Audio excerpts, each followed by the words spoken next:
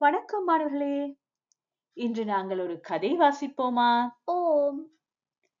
தாயுமானவர். சிவபெருமான் பன்றிக் குட்டிகளுக்கு பால் கொடுத்தமை. இக்கதை சிவபெருமான் தாயுமானவர் என்பதை காட்டுகிறது.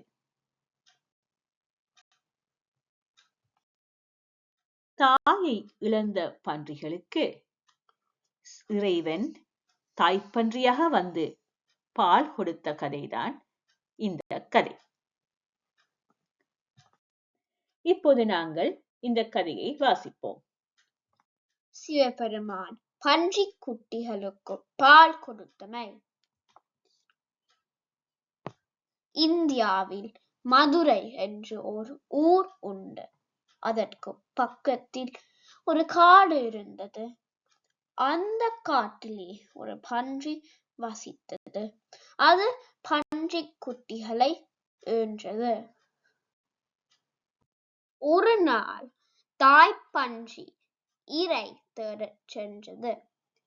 அங்கே வேடர்கள் அதனை கொன்று விட்டார்கள். குட்டிகள் தாயை காணாமல் வருந்தினர். வெயிலில் கிடந்து துடித்தன. அவைகளுக்கு பசி உண்டாயிற்று. பால் கிடையாமல் தவித்தன. அவை பட்ட துன்பம் சொல்ல முடியாது. அவ்வளவு வேதனைப்பட்டன. எல்லாம் அறிபவராகிய சிவபெருமான் பன்றிக் குட்டிகள் படும் வேதனையை அறிந்தார்.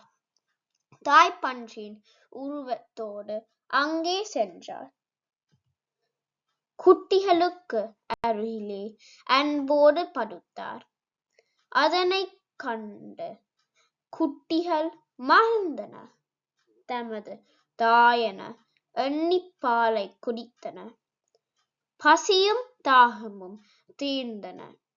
மகிழ்ச்சியோடு தாயின் மேல் ஏறி துள்ளி விளையாடின. உங்களுக்கு இந்த கதை பிடித்திருந்ததா? ஓம். இந்த கதை யாரை பற்றியது? தாயுமானவரை பற்றியது. தாய்ப்பன்றிக்கு என்ன நடந்தது? தாய்ப்பன்றி இறந்து விட்டது. பன்றிக் குட்டிகளுக்கு பால் கொடுத்தது யார்? சிவபெருமான் தாய்ப்பன்றியாக வந்து பால் கொடுத்தார். சிவபெருமான் எல்லா உயிர்களிலும் அன்பும் இரக்கமும் உடையவர். அவர் பன்றிக் குட்டிகளிலே இரக்கமும் அன்பும் கொண்டே தாய்ப்பன்றியாய் வந்தார். இந்த உலகத்தை படைத்தவர் அவரே. எல்லா உயிர்களுக்கும் தாயும் தந்தையும் அவர். சிவபெருமான் எம் மீது அதிக அன்புள்ளவர். ஈ, எறும்பு முதலிய எல்லா உயிர்களிலும் அன்பு உள்ளவர். நாமும் எல்லா உயிர்களிலும் அன்பு உள்ளவர்களாயிருத்தல் வேண்டும். அது சிவபெருமானுக்கு விருப்பமாயிருக்கும்.